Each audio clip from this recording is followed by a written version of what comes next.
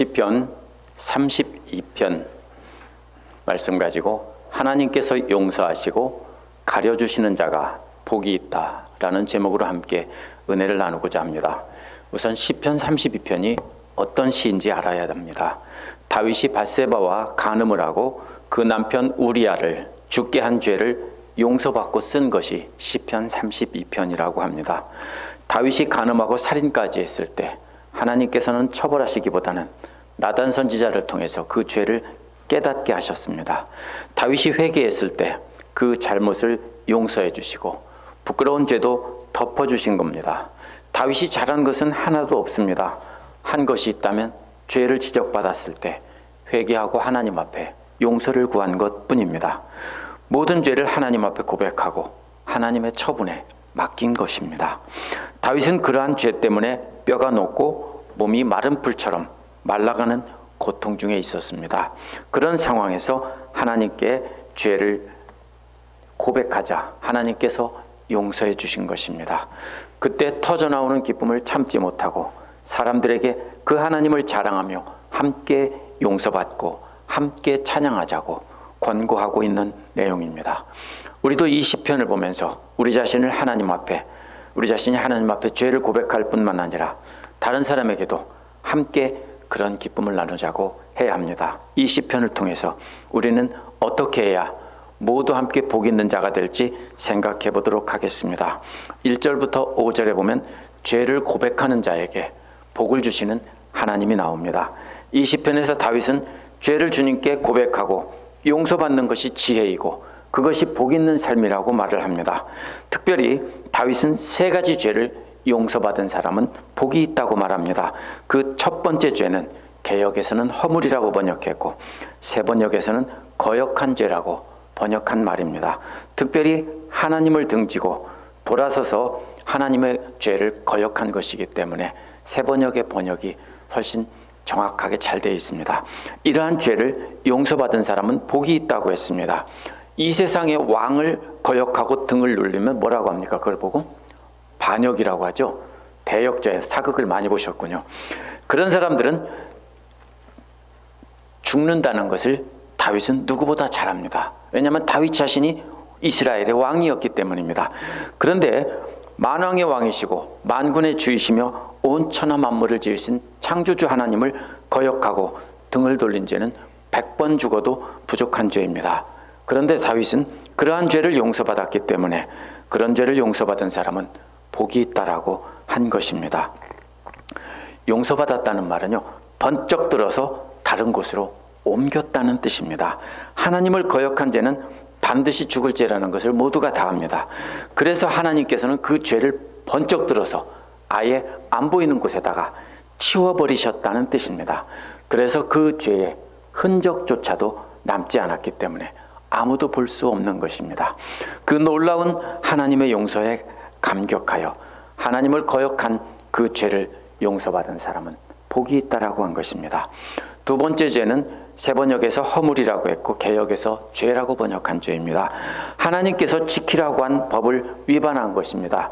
구약에서 하나님의 법을 어기는 것과 지키는 것과 정반대가 여기서 어기는 죄입니다.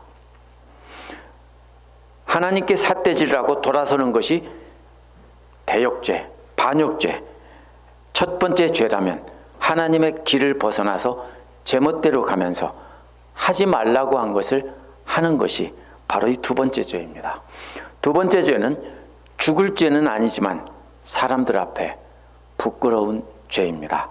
다윗이 죄를 알지 못했을 때는 부끄러운 줄도 모르고 행했습니다.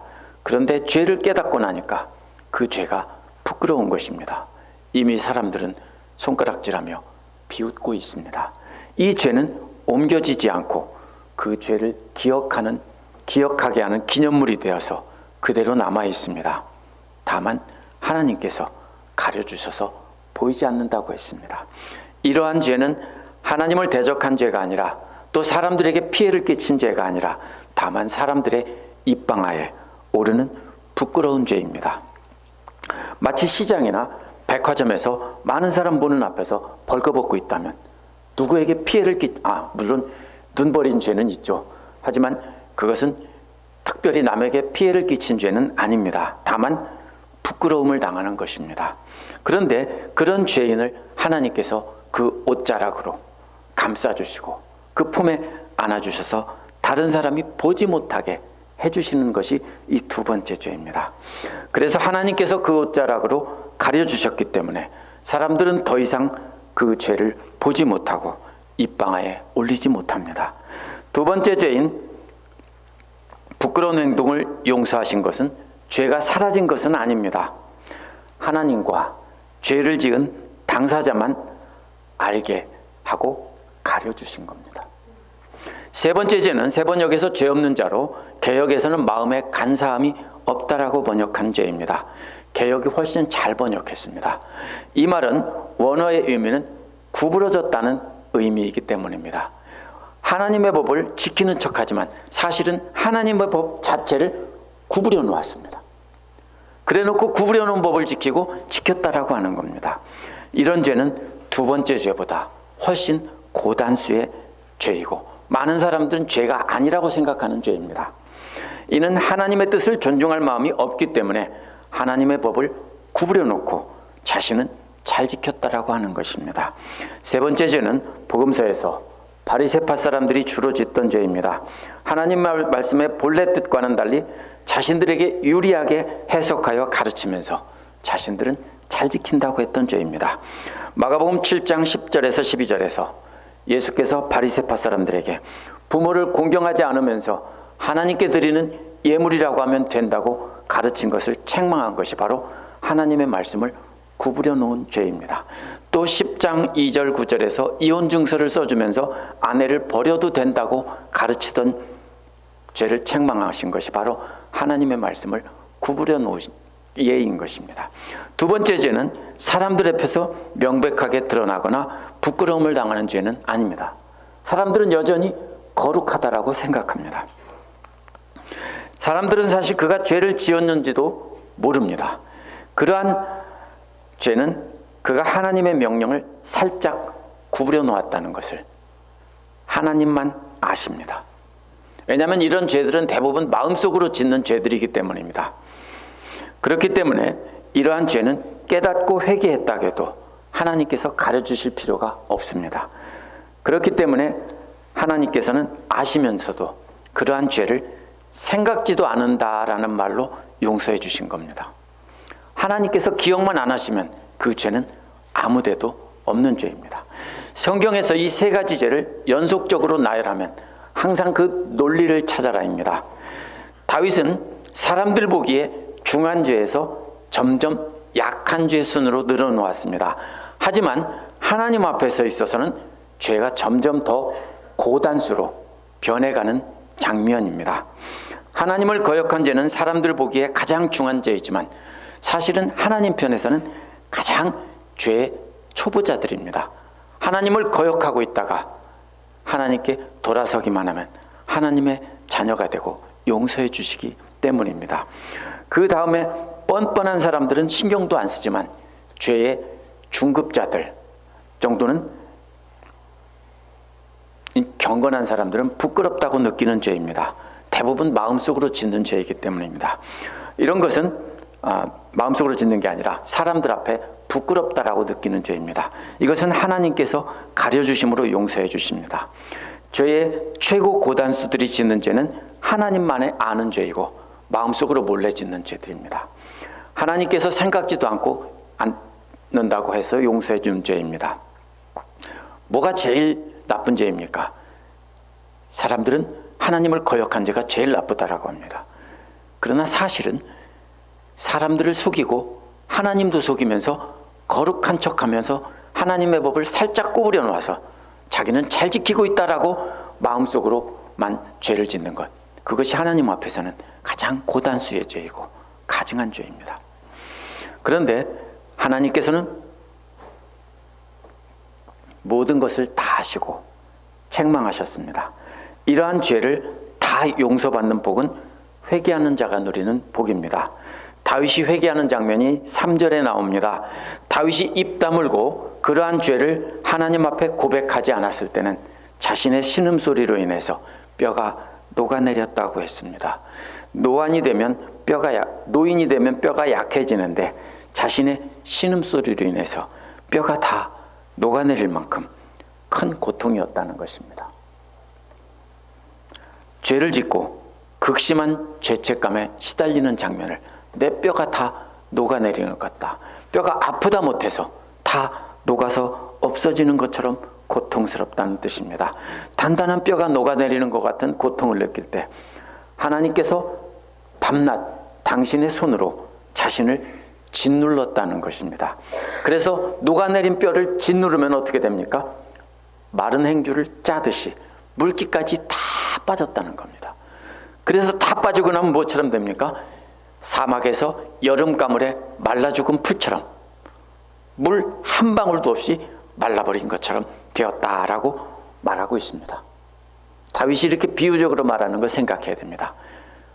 뼈가 녹아내리다가 그 다음에 하나님께서 쥐어짜서 물이 다 빠지고 나서 마지막에는 마른 풀처럼, 사막에 있는 마른 풀처럼 되었다라는 것입니다.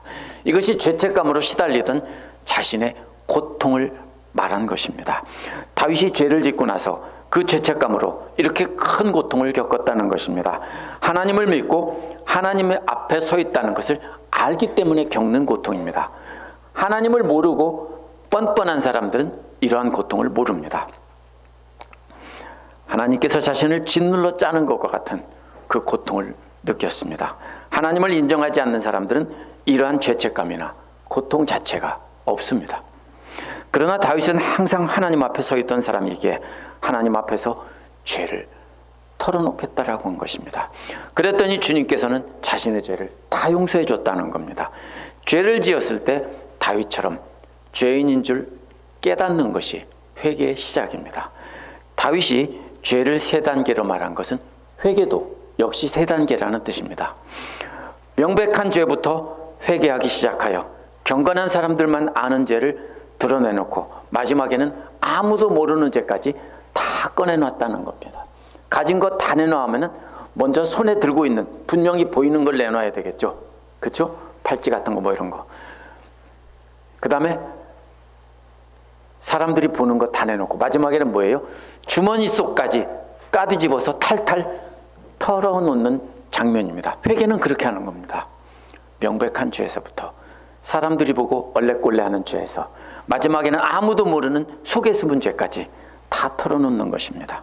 마치 훔쳐간 물건을 집주인 앞에서 내놓을 때 큰 것에서부터 시작해서 작은 것으로 마지막에는 잘 보이지 않는 것까지 다 털어놓는 것이 회개입니다. 하나님 앞에서는 모든 것을 다 내놓는 것입니다. 하나님께서 다 알고 계시니까요. 그래서 하나님 앞에서 모든 것을 이렇게 순서대로 다 까놓는 것이 바로 회개입니다. 이러한 회개는 사람들 앞에서 하는 것이 아니라 모든 죄를 알고 계신 하나님 앞에서 하는 것입니다. 전에 제가 다니던 교회에서 예수 천당 불신지옥을 외치라고 가르치던 사람들이 죄를 사람들 앞에서 고백하라고 가르쳤습니다. 그러면 죄를 자기만 알고 하나님 앞에서 고백하는 것은 고백이 아니라고 가르친 겁니다. 그러면서 누구를 데리고 왔냐면요, 전문적으로 죄복 고백하는 꾼들을 데리고 다니면서 교회마다가 다니면서 부흥회하듯 했습니다. 그럼 그 사람들이 나와서 남편을 두고 바람핀 죄, 어렸을 때 바람난 죄, 별의별 죄를 다 고백합니다. 그러면 그런 죄를 가진 사람들이 나와서 덩달아서 죄를 고백하고 눈물을 흘리면서 회개합니다. 그러면서 뭐예요? 회개에 쇼를 하는 겁니다. 그건 회개가 아닙니다. 그렇게 한다면 사람들 앞에서 내놓을 수 있는 것까지만 내놓습니다. 내놓는다 해도요. 그렇죠? 그래서 위선이고 거짓일 수밖에 없습니다. 우리는 하나님 앞에서 회개한 뒤에 다른 사람 앞에게 피해를 끼쳤다면 우리는 그 사람에게 용서를 구하고 그 사람에게는 배상을 해야 되는 겁니다. 회개는 하나님 앞에 하는 것이고 사람들에게는 회개가 아니라 미안하다, 용서해주라, 내가 이렇게 갚겠다, 이것입니다. 다른 관계없는 사람한테는 그 죄를 떠들 필요가 없습니다. 그것은 왜냐하면 하나님과 우리 사이의 관계이기 때문입니다.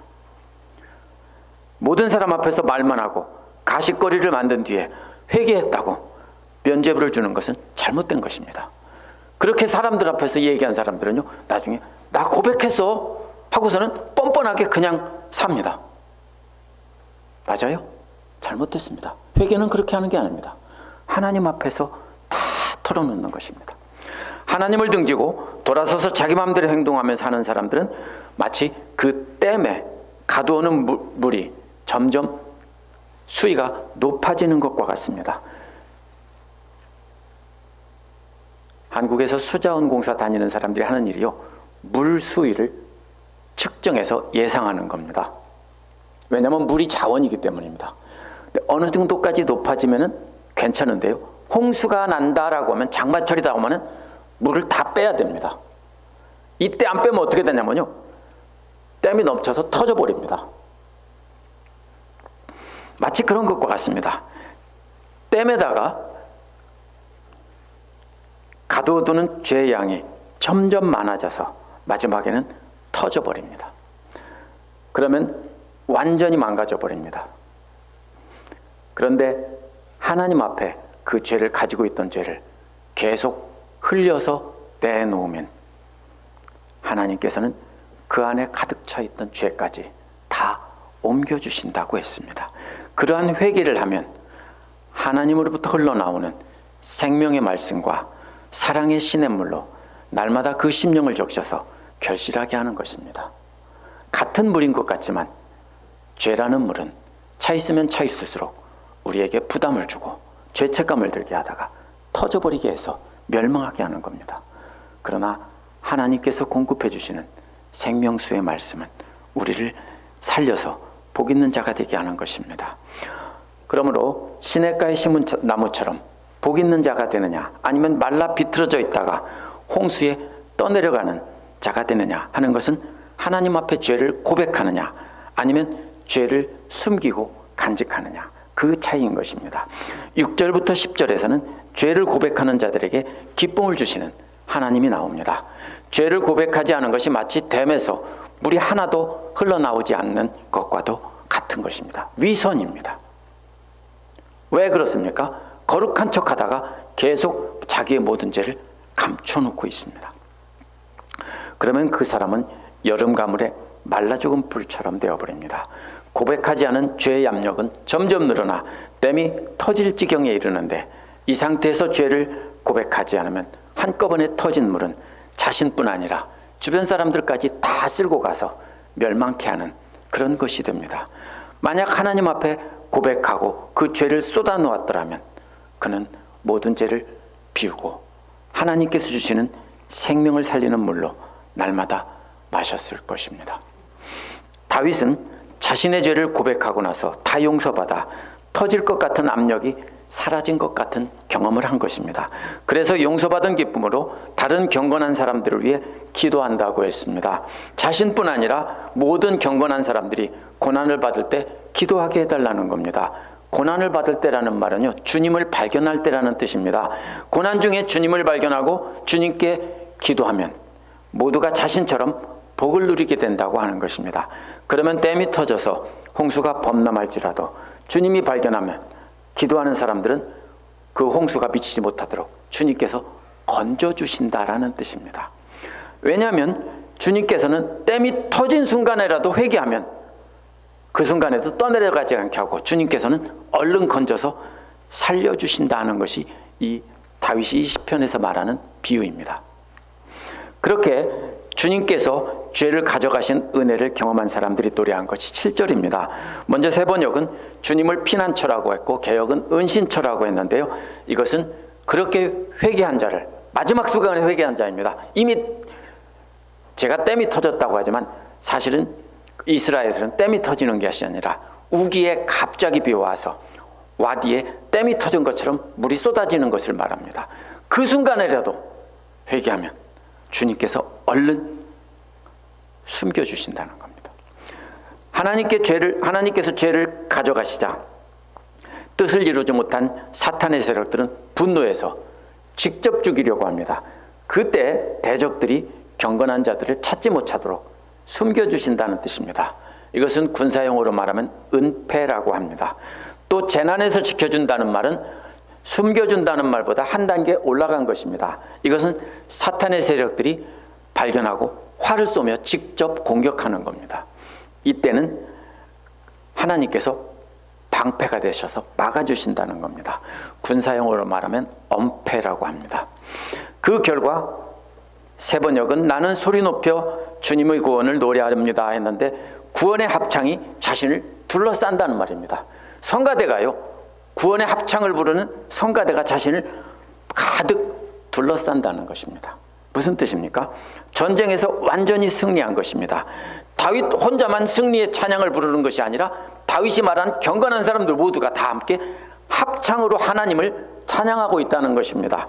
그래서 하나님의 인해서 구원받은 기쁨을 노래하는 소리가 다윗뿐만 아니라 수많은 사람들이 함께 부르기를 원하는 것입니다.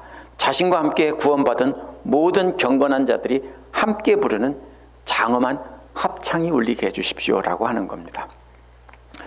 이렇게 하나님께 기도하고 하나님의 보호를 받겠다고 하는 경건한 자들에게 하나님께서 응답하신 것이 8절입니다. 응답은 지시하고 가르쳐주며 조언해 주겠다라고 해서 3단계입니다. 개역에는 가르쳐 보이고 훈계한다고 2단계로 줄여놨는데요. 먼저 이것은 3단계가 따로따로 다른 말입니다. 지시한다는 말은 깨닫게 하신다는 말입니다. 어디로 가야 되는지 길을 알려주신다는 뜻입니다. 그 다음에는 가르쳐준다고 했는데 이것은 화살을 쏜다는 말입니다. 화살이 뭐예요? 화살을 쏴서 그쪽이다 가르쳐주는 겁니다. 말로 깨닫게 하셨다면 그 다음에 어디로 가야 되는지 직접 화살로 보여준 겁니다. 셋째는 조언한다라고 했는데 화살로 쏘아서 알려주신 길에서 벗어나면 아니 그쪽 말고 이쪽으로 가라고 하는 것이 3번째 단계입니다. 그럼 이것은 말로 가르쳐주고 화살을 쏘아서 길을 가르쳐준 다음에 그 길을 갈 때 잘못 벗어나면 아니 거기 말고 이쪽으로라고 조언하는 것이 3번째 단계입니다. 그렇다면 하나님의 응답은요 직접 구해주시는 것이 아닙니다. 죄를 고백하는 자들에게 바른 길을 갈 수 있도록 말씀으로 인도해 주시는 것입니다. 어디로 가야 재난의 홍수를 피할 수 있는지 화살을 쏘는 것처럼 구체적으로 징조로 알려주십니다. 잘못된 길을 가려고 할 때는 바른 길로 가라고 조언해 주십니다. 그렇다면 하나님께서 지시하시고 조언하시는 길로 우리 스스로가 걸어가는 것입니다.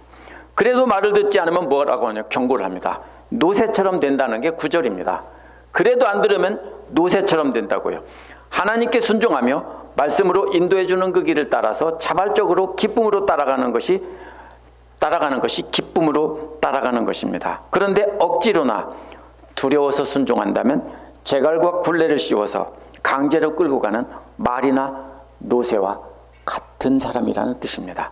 그 차이는 말씀을 듣고 깨달아서 자발적으로 순종하느냐 아니면 두려워하며 억지로 끌려가느냐의 차이입니다. 노새는 자갈과 굴레를 씌워 강제로 붙잡고 있지 않으면 사람께 붙어 있지 않고 제멋대로 돌아다닙니다. 노새처럼 두려움 때문에 억지로 하나님께 붙어 있으면서 순종하는 척하는 것은 복 있는 자가 아니라는 뜻입니다. 하나님께 불순종하면서도 두려움 때문에 억지로 끌려가는 악한 사람들에게는 많은 슬픔이 있다고 했습니다. 왜요? 어떻게 하죠? 때리잖아요. 말을 안 들으면 강제로 때려서 끌고 가는 짐승과 같기 때문입니다.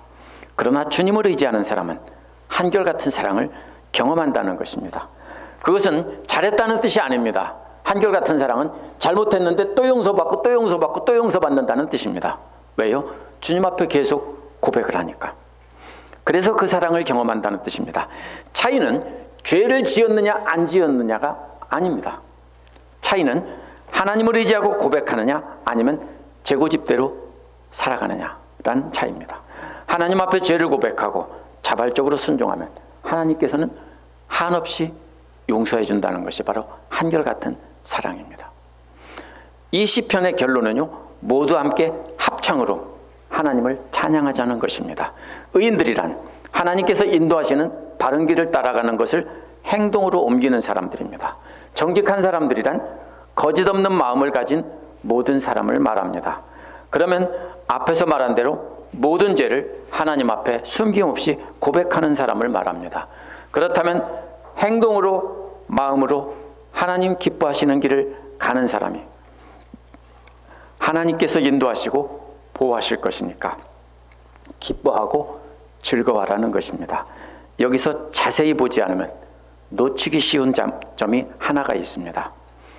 말씀을 따라 바른 길을 걷는 사람에게는 기뻐하라고 했습니다. 그런데 자신의 죄를 하나님 앞에 숨김없이 다 고백한 사람들은 기쁨의 함성을 외치라고 했습니다. 뭐가 더 좋은 겁니까? 죄를 안 지은 의인보다 더 좋은 것은 죄를 짓고 하나님 앞에 고백하는 사람이 더 기쁜 겁니다. 왜? 더 큰 죄를 지었기 때문에요. 예수님도 말씀하셨죠. 더 큰 빚을 탕감받은 자가 더 많이 감사한다고요. 그렇다고 죄를 많이 지으라는 뜻은 아닙니다. 의로운 삶을 살지 못했어도 하나님 앞에 고백하는 사람은 다 용서받았기 때문에 기뻐하는 차원을 넘어서 기쁨의 함성을 지르라는 것입니다. 바울도 로마서 4장 6절 8절에서 이 시편을 인용하면서 잘못을 용서받은 사람, 하나님께서 죄를 덮어주신 사람, 죄인을 죄 없다고 인정해 준 사람은 복이 있다라고 했습니다. 바울은 갈라디아서에서도 두려움 때문에 순종하는 노새 같은 사람을 종의 아들이라고 했고요. 하나님 앞에 죄를 고백하고 용서받은 자를 자유자의 아들이라고 했습니다. 노새와 같이 억지로 순종하는 자에게는 복이 없고 스스로 고백하고 순종하는 자에게는 복이 있다라고 했습니다. 이러한 복은 죄가 있느냐 없느냐의 차이가 아닙니다. 왜냐하면 다윗은 누구보다 더 악한 죄를 범한 사람이기 때문입니다. 세상에 간음하고 그 남편까지 죽이는 놈이 어디 있어요? 맞죠? 그보다 더 악한 죄가 세상에 어디 있어요? 이건 능지처참해도 부족해요. 바울도 율법을 잘 지킨 행위로 복을 받는 것이 아니라 행한 것이 없어도 예수 그리스도를 믿고 그 죄를 하나님 앞에 낱낱이 다 고백하여 용서받은 죄인들에게 복이 있다라고 한 것입니다. 다윗은 부하의 아내 밧세바와 간음을 했습니다. 또 그 죄를 감추기 위해서 그 부하를, 충성스러운 부하를 죽였습니다. 뿐만 아니라 우리아의 아내를 자기 아내로 삼았던 사람입니다. 이보다 더 악한 사람이 어디 있습니까? 그런데도 그는 복 있는 사람이라고 했습니다. 그가 한 것이라고는 나단 선지자가 죄를 지적했을 때 하나님께 용서를 구한 것입니다. 누가복음 7장 37절에는 예수께서 바리새파 사람들의 집에서 식사하실 때 더러운 여인이 하나가 들어와서 향유로 예수님의 발을 씻기는 모습이 나옵니다. 바리새파 사람은 예수님과 그 여인을 싸잡아서 욕했습니다. 그는 하나님 말씀을 자기 자신들에게 유리하게 구부려 놓고 지키면서 스스로 의롭다고 하면서 그렇게 못하는 사람은 다 정죄해서 쳐냈던 사람입니다. 그렇기 때문에 오늘 말씀에 나온 다윗과 같은 죄를 용서받은 기쁨을 모르는 사람들입니다. 이런 사람들이 바로 최고 고단수의 악한 사람들입니다. 구부려 놓고 지키면서 남들은 그거 못 지킨다고 다 잘라냅니다. 그리고 자기는 의인이고 다른 사람은 죄인입니다. 누가 그렇게 해요? 오늘날 우리도 교회 안에서 그러기 쉽습니다. 이것을 하신 예수님께서 500데나리온 빚진 사람과 50데나리온 빚진 사람을 말씀하시면서 누가 더 감사하겠냐라고 했습니다.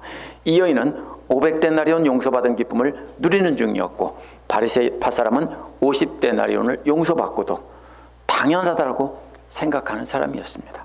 자기가 거룩하기 때문에. 따라서 중요한 것은 죄의 크기가 아닙니다. 중요한 것은 모든 죄를 고백하고 우리 주님께 용서를 받는 것입니다. 더 큰 죄를 지은 여인은 더 많은 감사를 또 기쁨을 경험하고 적게 용서받은 바리새파 사람은 적은 감사와 기쁨을 당연한 것으로 여겼습니다. 지금까지 3주간 말씀을 간단히 요약하면 다음과 같습니다. 예수 그리스도를 입으로 시인하여 구원을 받은 사람은 이미 다 용서받았습니다. 그러나 십자가의 보혈로 용서받은 죄는 하나님과 원수된 관계에 있었을 때 용서해 주시고 자녀 삼아 주신 것입니다. 그렇게 용서받은 죄인이 한눈 팔지 않고 그리스도만 목표로 바라보며 주님 가신 길을 달려가야 한다고 했습니다. 그러나 우리는 그렇게 달려가다가 자주 한눈 팔고 곁길로 벗어납니다. 바로 여기서 말하는 죄가 그 죄를 말하는 것입니다. 때로는 견딜 수 없는 고난을 겪기도 하고 하나님이 계시지 않은 것 같아서 낙심하기도 합니다. 하지만 그럴 때 하나님께 예배하고 기도하며 하나님께 환난 중에 매달리면 하나님께서 잡아주신다고 했습니다. 오늘 말씀은 우리에게 큰 위로를 줍니다. 우리가 거룩해서 하나님의 한결같은 사랑을 받는 것이 아닙니다. 우리는 이미 예수 그리스도를 마음으로 믿고 입으로 시인하여 구원받고 하나님의 자녀가 된 사람입니다. 구원받은 은혜에 감격해서 그리스도의 십자가만 바라보며 똑바로 따라가야 되지만 아직도 죄인이라 자주 한눈 팔며 곁길로 벗어납니다. 견딜 수 없는 환난을 만나면 주님 어디 계시냐고 한없는 나락으로 떨어지기도 하는 우리입니다. 하지만 하나님께서는 우리의 약함을 아시고 우리가 하나님 앞에 죄를 고백하면 완전히 가져가시고 가려주시고 기억도 안 하신다는 겁니다. 하나님께서 말씀으로 깨닫게 해주실 때 그렇게 하면 우리를 한결같은 사랑으로 용서해 주신다는 겁니다. 그러므로 우리는 바리새파처럼 나는 이렇게 적은 죄를 지었는데 너는 그렇게 많이 지었다며 정죄하는 마음을 가지면 안 됩니다. 우리가 대부분 남을 심판하며 죄인이라고 정죄하는 것이 내 죄는 보지 못하고 남의 죄만 바라보고 있는 것입니다. 죄가 적고 많음에 따라 거룩해지는 것이 아니라 하나님 앞에 모든 죄를 고백하느냐 않느냐에 따라서 거룩해지는 것입니다. 다만 우리가 할 수 있는 것은 우리도 다윗처럼 함께 하나님 앞에 죄를 고백하고 같이 용서받은 사람들이 다 같이 기쁨의 합창을 부르는 성가대가 되는 것입니다. 오늘 말씀에서도 다윗도 모든 경건한 자들과 함께 기도하자고 했습니다. 그러니 혼자만 용서받은 기쁨을 간직해서는 안 됩니다. 정죄하지 말고 다른 형제들도 나와 같은 기쁨을 경험하도록 그들에게 말씀을 들려줘야 됩니다.